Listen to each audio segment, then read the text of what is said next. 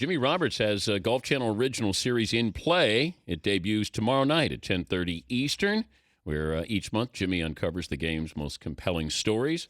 I don't know how compelling yesterday was, Jimmy, but Tiger seemed to have it in control. You know, a little bit of drama there late, but still, it's Tiger as he gears up for Augusta, which starts, a month from today. Yeah. What do you think? By the way, do I get a vote in this? Because I go for Clowney too, man. They wrote a Sports Illustrated article about that hit. I know.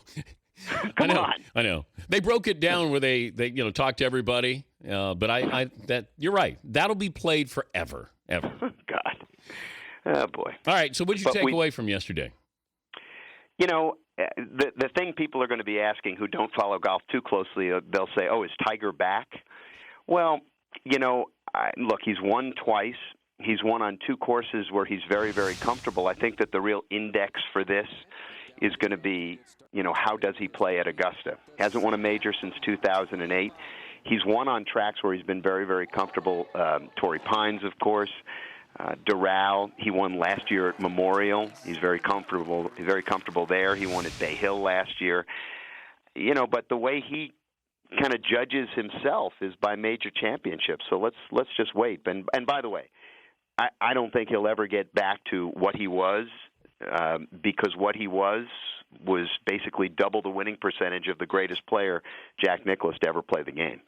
Yeah, I understand that because 2000 was magical, but I think in his world, if he's getting back, it's going to be winning majors. I expect him to be in the top 5 at the end. When the Masters is done, he'll be in the top 5, just because. Oh yeah, he knows the course. Look, yeah, he's in a better place than he's been in a long, long time. Both, forget about emotionally or whatever else is going on inside, but in terms of the pure mechanics of his game, he kind of put it all together this week.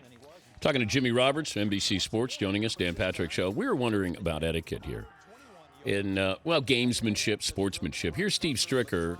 Tiger asked him to give him a little bit of help on putting, and then all of a sudden we saw what Tiger did putting-wise. How does that work with guys? And how would that have worked if somebody said to Tiger, hey, could you look at if Mickelson said to Tiger, hey, could you look at my swing here, Tiger, tell me what you see? I think it depends on who the guys are. With Tiger and Stricker, they're buds. They play together all the time. They were Ryder Cup and President's Cup teammates, and they're kind of an unlikely pairing. You wouldn't put these two guys together if you know them both. But, they're just a good fit. And I think that, Dan, you know how the game of golf is. If your bud asks you, can you take a look at this, you do. You probably don't think, I'm going to lose to him by 2 strokes at the end of the day, and this is going to be the difference. I think it's all good. Rory came back yesterday. I'm curious how he is with the media now, being stung by what happened in the previous tournament. I think he's a little bit more wary. He said something interesting in his press conference last week, which I found really, really interesting. First of all, his press conference after the Honda Classic, he had dropped out there on Friday and took a lot of heat. And he came back and he did just a masterful performance this past week where he basically went in there and he said, look, I did a bad job. It's defenseless. What I did was wrong. I'm going to try and learn from it, and I hope to do better in the past. I want to apologize to everybody to whom I owe an apology. So I think he played it perfectly, and I think it was really sincere. But I heard one thing from him the week before, and it was just a kind of a glimmer of one thing in his press conference at the Honda Classic, where somebody asked him about the equipment change. He's got that new big Nike contract this year, and he's playing all new equipment. Somebody got up in the press conference and asked him, are we making too much of this? And he chuckled and he said, well, yeah, of course you are, but you always make too much of this stuff. And I thought, that just didn't sound right, just didn't have the right ring to it. And it was very un-Rory-like. Well, that sounds Tiger-like. Yeah, it does, doesn't it? Yep. Yeah. That sounds Tiger. And, that's his buddy. I did want to ask you about this. I didn't talk a lot about Tiger with what was happening in his personal life, only if it was going to affect his golf, which we know it did. But as far as him dating somebody from IHOP or Perkins or whatever it was, I didn't care. But as far as him now, off the golf course, what is different about him that has helped him on the golf course? I don't know. He's an intensely private person.